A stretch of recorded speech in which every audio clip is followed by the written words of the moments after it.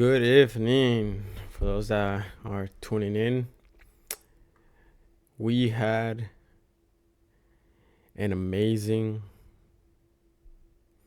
Champions League week.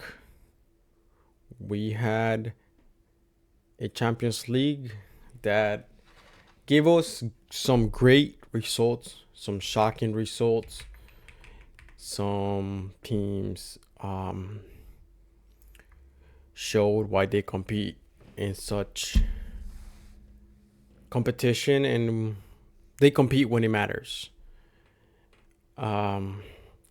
This Champions League was just a Champions League, something that we know we will see in this tournament. Football from all over Europe coming in, the best of the best of each nation in Europe, putting in together a display to attract the fans of such beautiful game. And like Patrice Evra says, I love this game because genuinely I do love this game. Amazing sport. Competition is always great. Sportsmanship, there's things that go on, but we all learn and we move on. But this Champions League gave us a amazing Champions League results that we did not expect, results that came from teams that have been receiving backlash and teams that have not had the best performance in their season, but it's to show that when it matters, certain teams, it's just a switch of the mentality. But this Champions League just brought us a lot of action in general, just a lot of action. This is the round of 16, the first leg in the Champions League. And for those that don't know, esto es pase ambidiestro, ambidextrous pass, fútbol honestamente, soccer football honestly. And what a week of Champions League. This week, Champions League took place Tuesday and Wednesday, 4 teams one day, 4 teams the other day. And this week brought us Galatasaray. The carried a narrow 1-0 advantage over Liverpool into the return leg at Anfield. And meanwhile, late drama in Arsenal's game and in Barcelona's game, they both salvaged a 1-1 draws on the road. While Atletico took a commanding lead by defeating Tottenham 5-2. While Bayern Munich delivered a ruthless 6-1 statement with Atalanta. And PSG overpowered Chelsea in a identical 5-2 victory, Parc des Princes.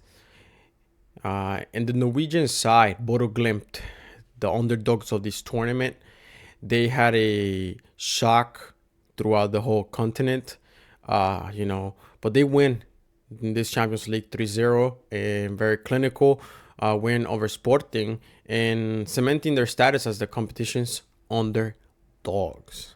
And we had a Real Madrid that totally dismantled the Manchester City 3-0. Behind a masterclass, a hat-trick from Federico Valverde that just had an amazing game overall. He was the one to step up an important play, showing out, showing in, and everybody that knows this player, he wears that shirt with pride and he plays the sport with a passion. And those two, playing for the team you love and playing the sport you love, it's kind of a superpower that pushes you. But Real Madrid have not been the most steady team this year to what we've seen from this Real Madrid. But in this Champions League, they pressed the gas when you could say it mattered. But this is all about a mentality switch, knowing what they have to do and get it together. And they did. And they shocked 3-0 Manchester City. But we're going to jump straight into this Champions League that is in the round of 16. This is the first leg of this Champions League. And we are going to jump straight into the results of this Champions League. The first game started with Galatasaray against a Liverpool. A Galatasaray that secured a narrow advantage, 1-0, through Mario Lemina's 7th-minute header, which marked his first club goal for the season. Despite dominating with 54 possession and firing 15 shots, Liverpool was unable to find a clinical finish against the resilient Turkish defense.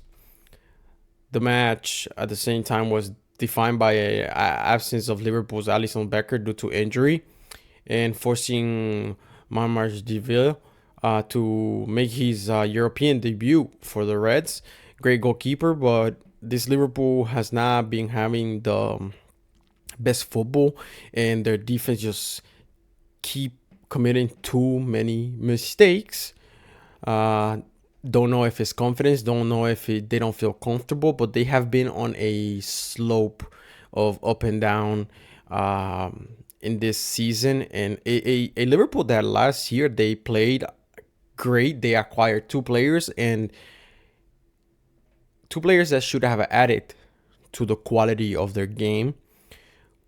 Two players that might take certain strength and might add other strengths, but these defense in the Liverpool line and defense just look like they are having waves of different energy depending on the game, and it has been seen throughout the season.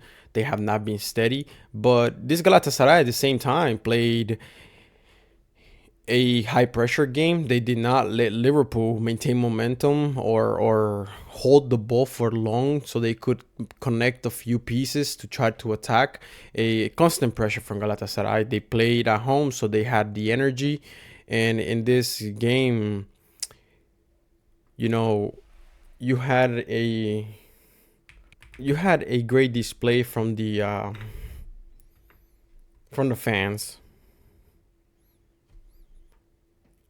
against this Liverpool in Champions League.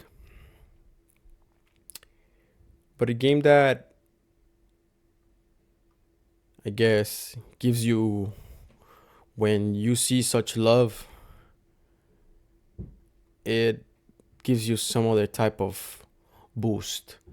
Remember, players at the end of the day, this is their whole life, and when the fan base shows such love, they will give everything they can to play and show that they are there to value the beliefs and everything of what the fans push for.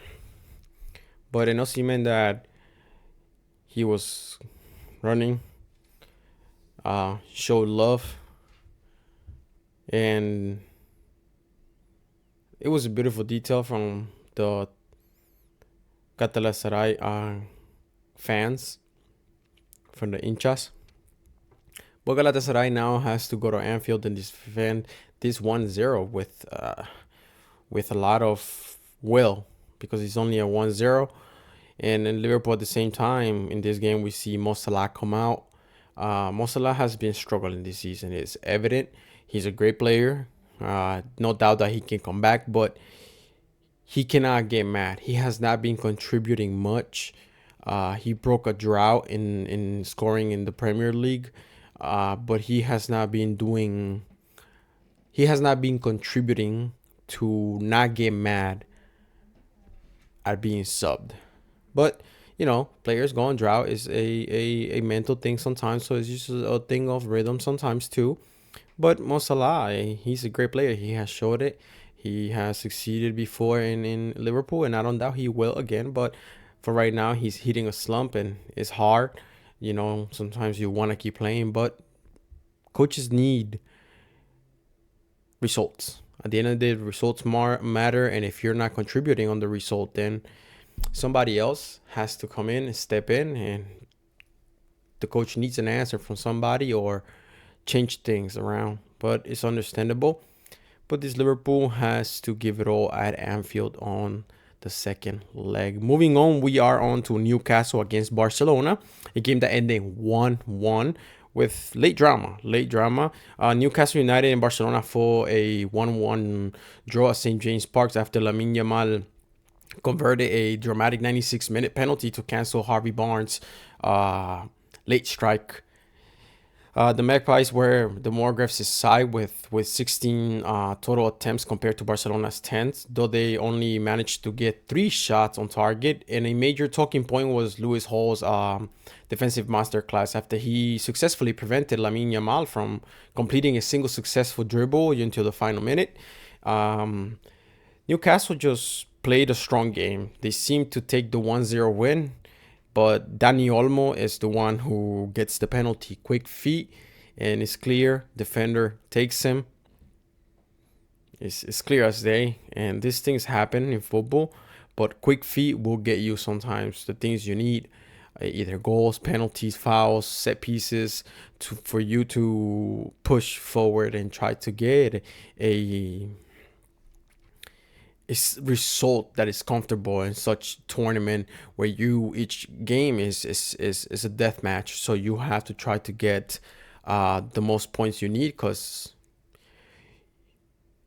you never know in this game. But luckily Barcelona goes 1-1, and now they have everything to play at the Camp Nou. Barcelona brings a leveled score, which is something positive. They didn't have the best game, but now they can fight it off at home with their fans supporting them, and it's gonna be a positive for this Barcelona. But Lamine Yamal broke a couple hearts at Newcastle, St. James Park. And this game ended 1-1, everything to be played at El Camp Nou. Moving on, we have a Atletico de Madrid against a Tottenham Hotspur, a game that ended 5-2, with Atletico de Madrid making a statement, taking this overall game.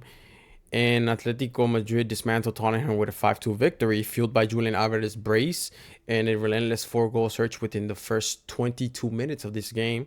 The Spanish side recorded dominant 3.12 goal expectancy and controlled 58% possession, while Spurs struggled to maintain composure under high pressure.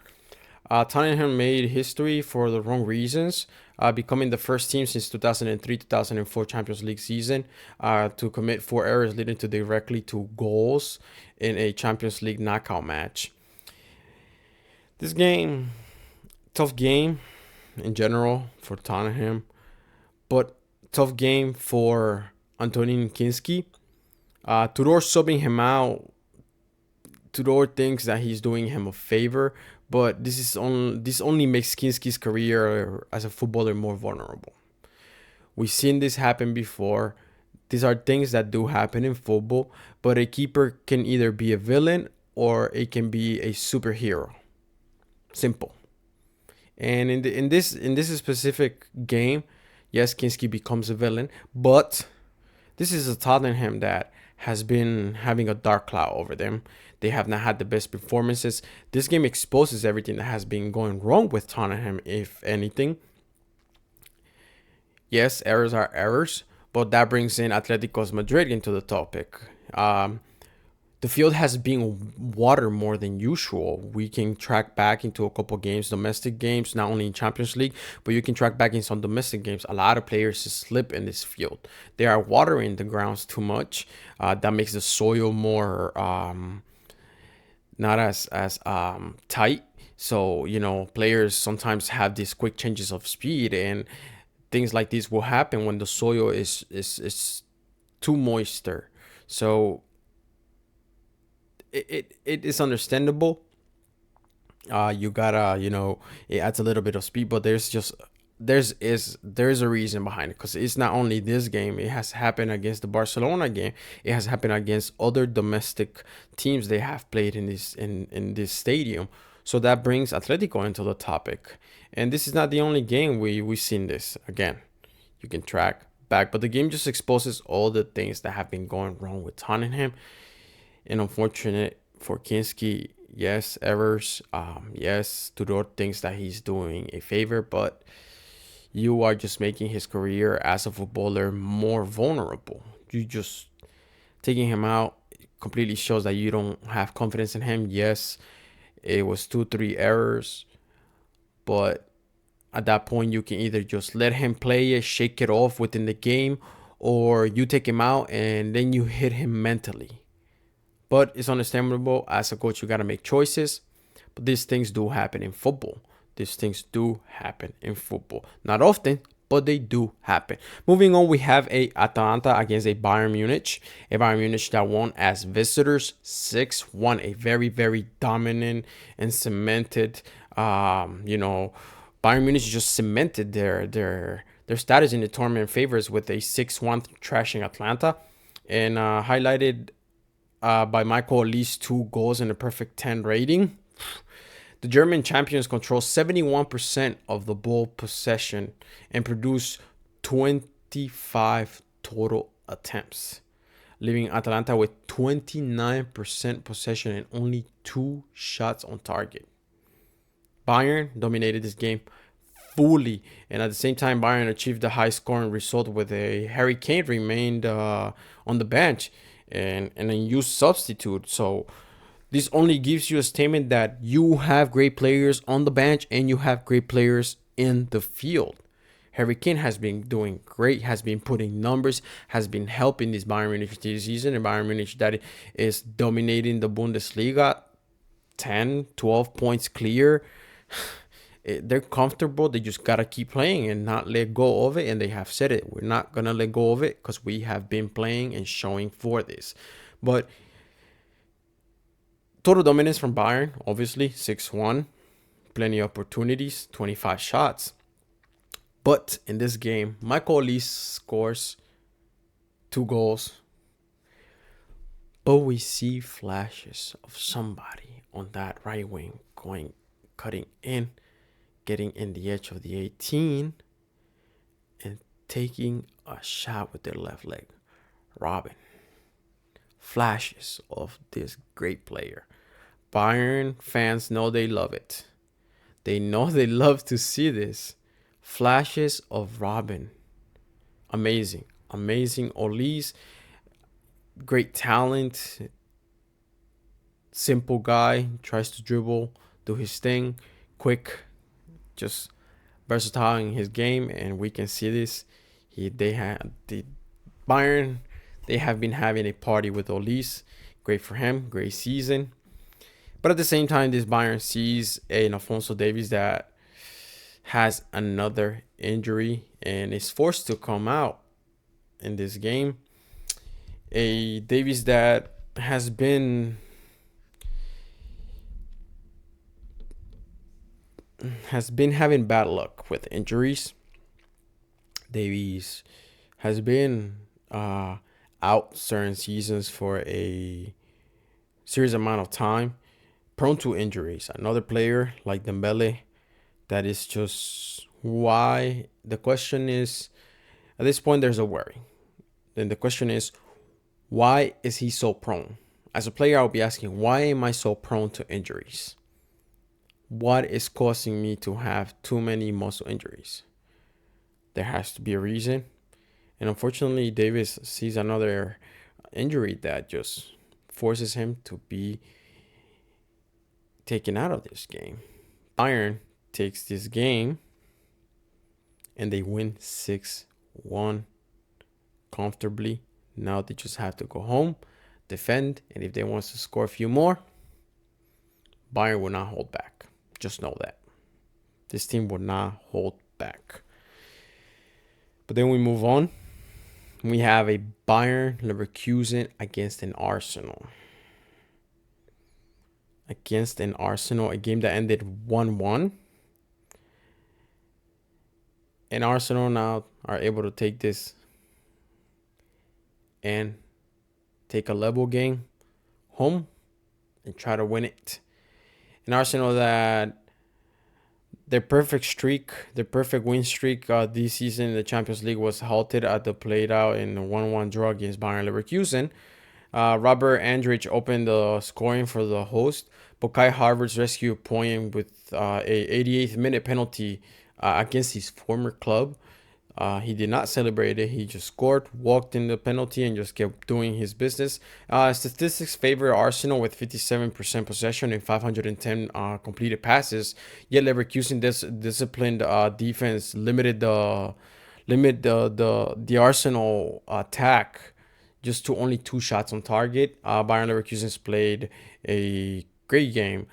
Leverkusen played well. They had a structured game, and while Arsenal played with a high line, Leverkusen was able to come out playing with from that pressure, and a game that shows that Arsenal are the favorites because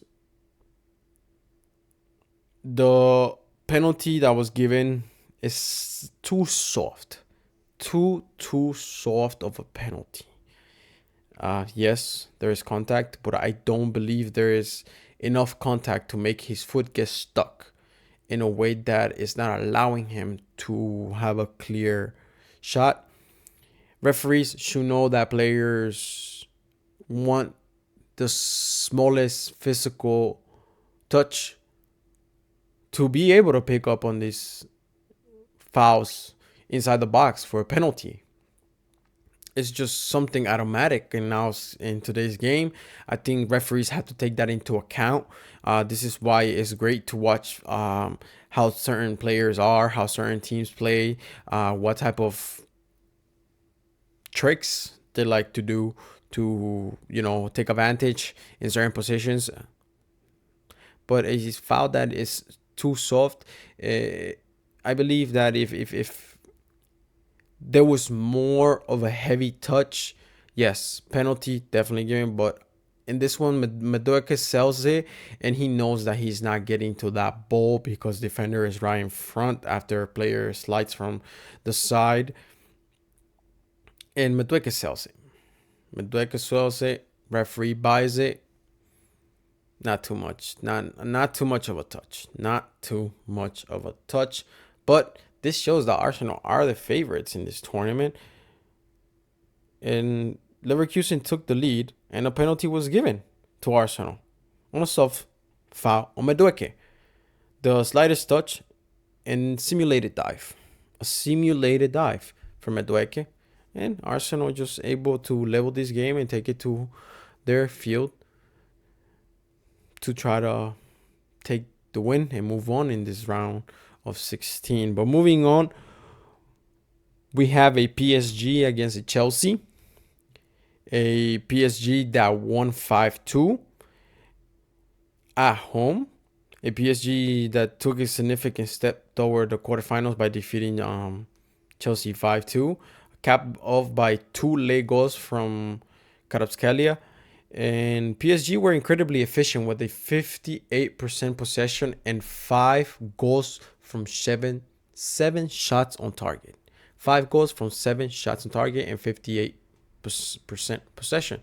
These both teams played, but PSG was more efficient. And exposing a Chelsea backline that struggled through the evening of that game. And Chelsea goalkeeper Philippe Jorgensen drew criticism after the match from poor performance, of course, that saw him finish with a 4.5 match rating. So that speaks for itself. But this PSG moves on, and now we see small flashes of this PSG. Chelsea took the Club World Cup from them. New tournament, but there's that pride in playing international tournaments and being the first one to win it at least. And it's understandable, it took place in the summer. Players were not ready. But now we see little flashes of this PSG that has not had the best season. But I guess this is another team that when things matter, they step up. And sometimes there's just that energy that separates you from your rival. When certain things have to get serious, certain things have to get serious. And they are willing to play at their best, connect as a team to take the win. And it's all about a flip of a switch. This PSG gives flashes of why they won this Champions League last season. And PSG responded with a great in a great manner to the rivals that took the Club World Cup again. They took the Club World Cup from them in their great run in 2024-2025 season. And PSG looked flawless after the 2-2. They overtook the game to claim it. That's why they won the Champions League last season again. Neto pushing the ball boy is another thing in this game. And in the heat of the moment, it's understandable. And realizing that he did wrong, it's understandable. But to this whole situation, it's understandable. You're playing a game. You need the ball. You want to play. You want to score. So you're pushing. You are constantly pushing.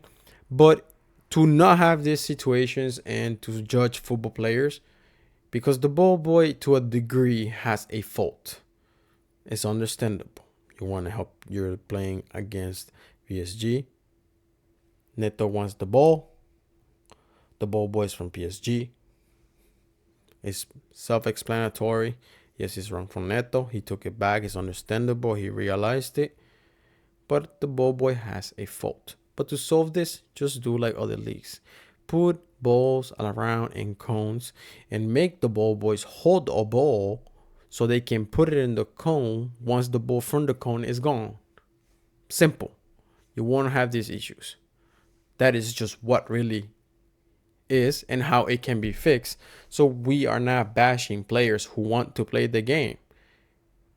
As simple as that. But moving on, we have a Bodo Glimt against a Sporting. A Bodo Glimt that won at home. A Bodo Glimt that are the underdogs of this tournament. A Bodo Glimt that has beat competitors of high stakes.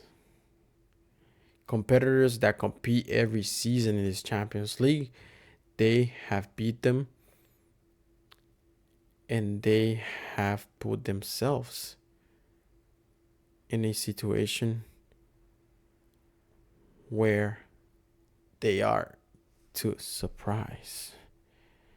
They are to surprise. This Bodo Glimt wins 3-0 in one of the biggest upsets of the round. Bodo Glimt secured a commanding 3-0 home win over Sporting with goals from Fett, Blomberg, and Hull. And the Norwegian side maintained 49% possession with a clinical 90% passing accuracy, while Sporting was restricted to just 3 shots on target for the entire match. This result leaves the Portuguese champions with a massive deficit to overcome after failing to capitalize their physical advantage. And Bodo Glimt is the Cinderella of this tournament. And so far they have had a great run, playing great football offensively, defensively with great structure. And this is to show you that football in Norway has grown. You have a team that winning once against a big team, yes, it could be a coincidence. Winning again against another big team, okay, still can be a coincidence. Winning a third time against a big team, now that coincidence feeling and thought start going into, it cannot be a coincidence. This team is playing well. 4 great teams they have played, and they have gotten the results they need to move on, to go in, to make sure that they keep on competing. This Bodo Glimt is the revelation of this season. They are the Cinderella, the underdogs. They have taken the points from teams that are regularly in this Champions League. They have stepped up. They are playing to compete. And yes, you could say, because there's always those that bring up, oh, but they're playing in a synthetic field. They're playing with the fake grass. It's understandable. It's understandable. Maybe that's their advantage. Or maybe they're just playing great football. There's no coincidence. They are playing great football. I believe they have structure. I have watched some of their games. I have seen some of their highlights. I rewatched some of their games. They have structure. They are playing with a plan. And football has grown in Norway. So it's understandable to have one of these underdogs showing up. And this is what the Champions League is about. Showing what European nations have.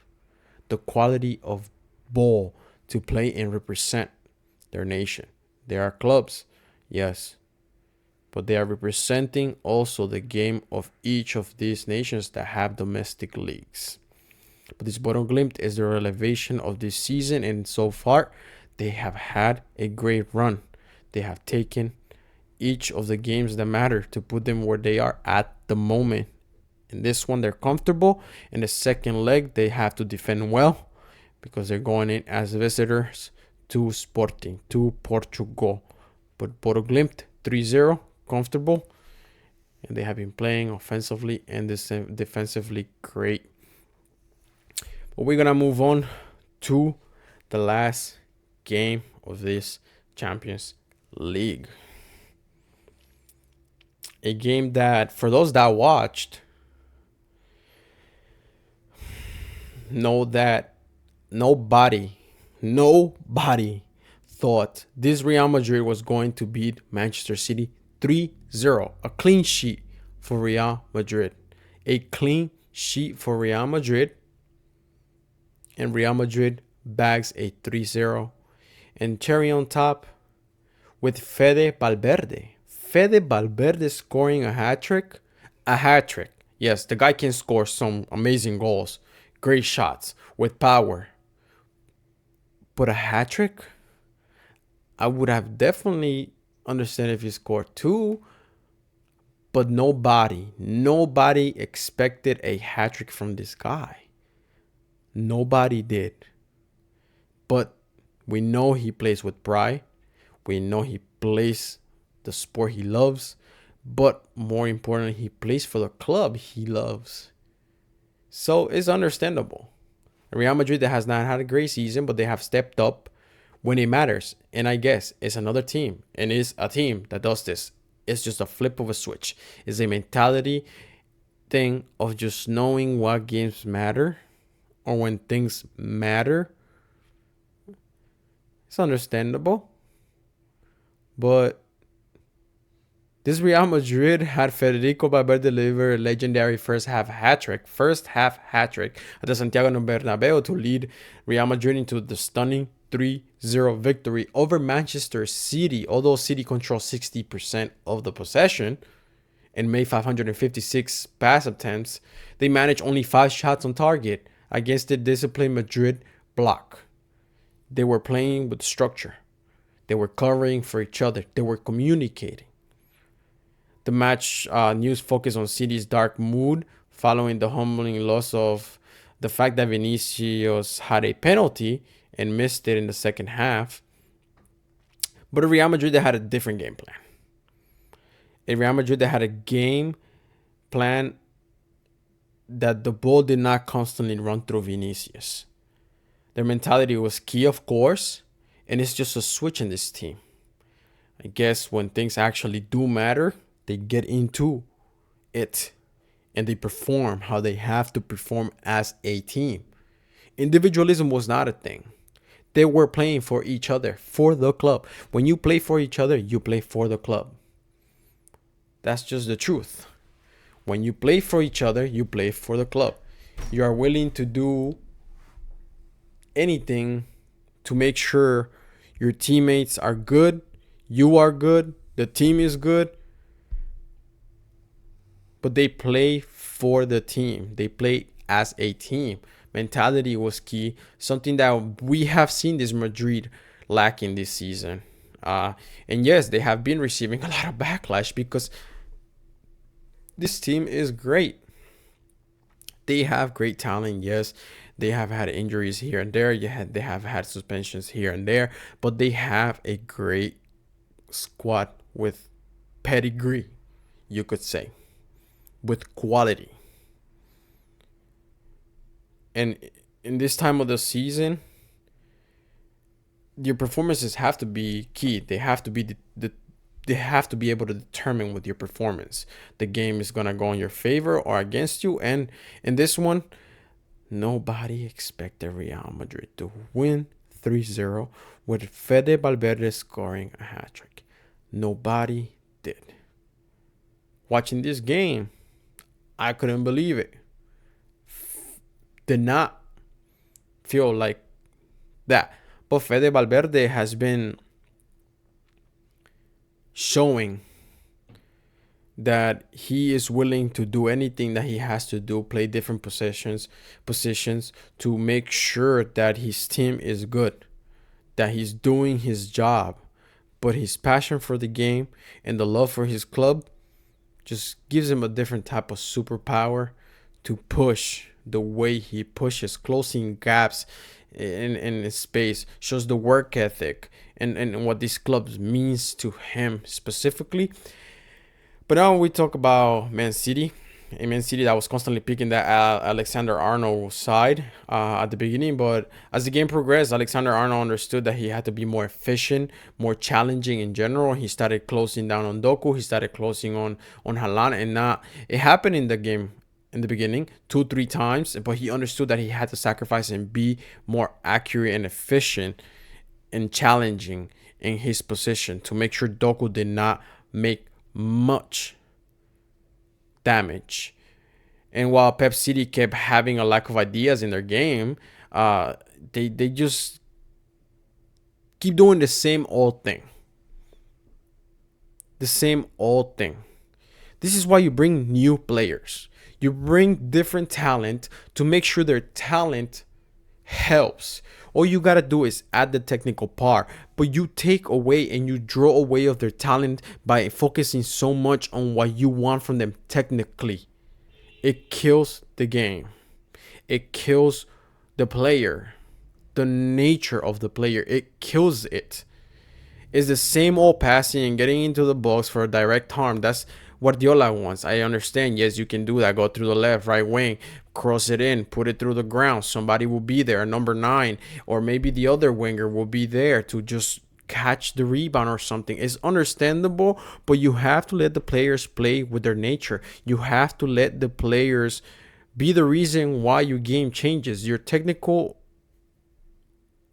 ideas have to be applied. But when players are not able to do it all the time, their talent, their nature of a player should take over, and they should be able to just play in a flow that they understand each other.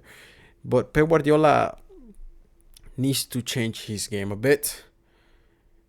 Will he? Who knows? Am I somebody to tell him? But I'm watching, analyzing what I see every game, from game to game, what players do, what type of quality players bring or take away. And it's the same thing with this Manchester City. The ideas have to change. The technicality of the game in this team is too deep. You got to let the nature of the footballer take over in certain situations. And in this one, it specifically Doku. Because he's great. He's great. He has quick feet. He has great dribbling. He's fast. But he needs to give the ball a little bit more and move. Move through passing to cause harm with the speed and dribbling. We remember Messi. How he had Iniesta, Busquets, Xavi, and all they would do is build walls with him. And Messi will go along 1-2 dribble, 1-2 dribble, 1-2 dribble. Doku is capable of doing that. He has quick feet, he has great dribbling, and he's fast in general. He is fast, but he needs to play a little bit more of the wall and the passing game to cause more harm with his speed. And at the same time, in this Manchester City, Haaland was no show. In a Turkey that comes in late, that did not help Pep Guardiola's situation.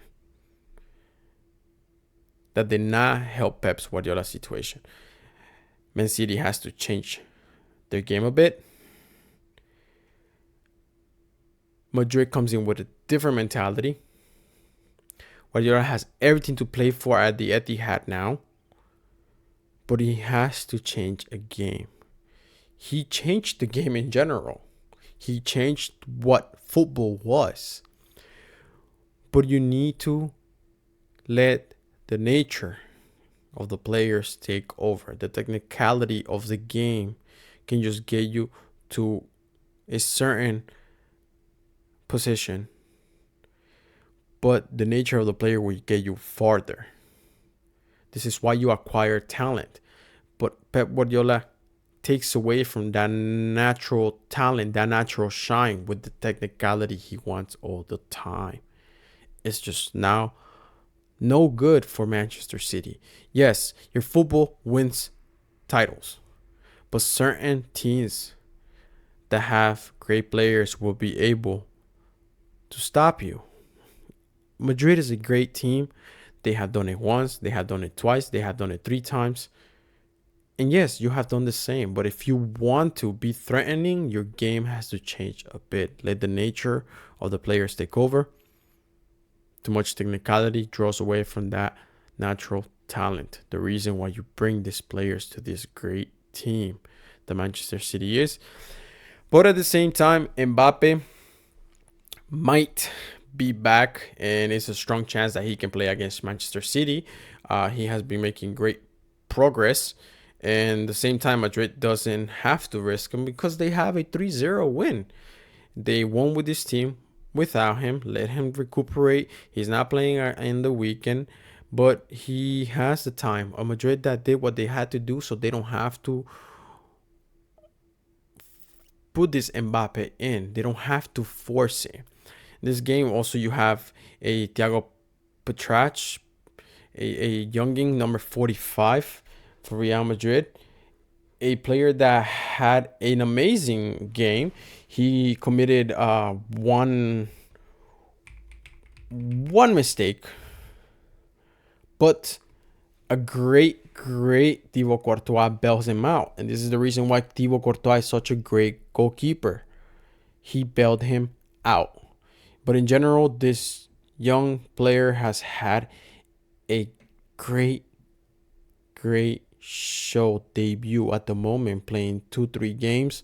But this game shows that he has the quality to play in this Real Madrid midfield, forcing, pushing himself, giving flow to this Real Madrid. And Real Madrid, that the whole team had an overall great performance.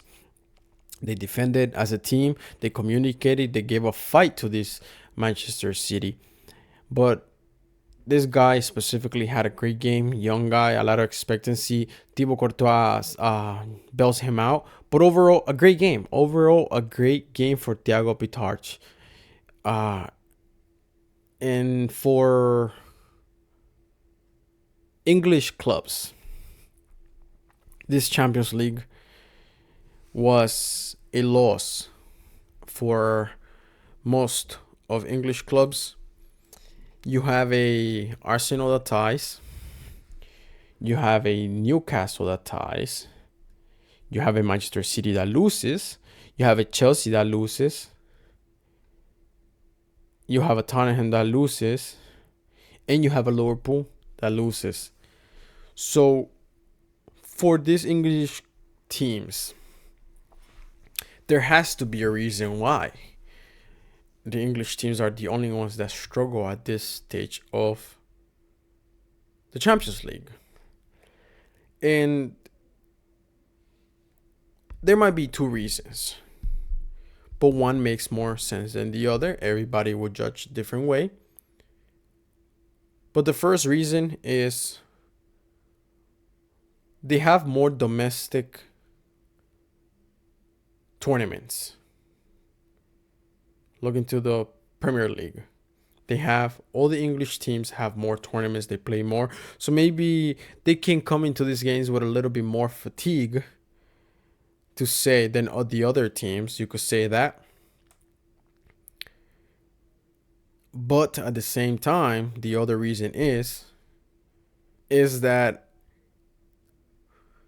the type of game they play in the Premier League, they cannot mimic the same when you have different football in the UCL and the UEFA Champions League. You cannot bring that Premier League football and mimic it in the Champions League. This what makes this game beautiful. The difference of the game of each team representing each nation.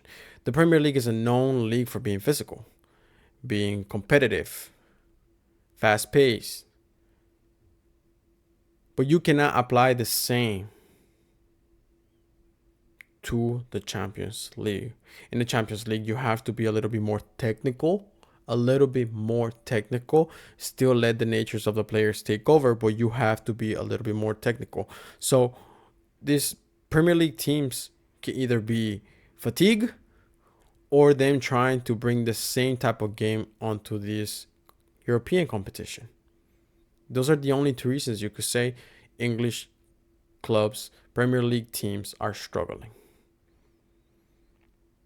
But this is Champions League round of 16, the first leg. We will see definitely next week who goes through for this Champions League.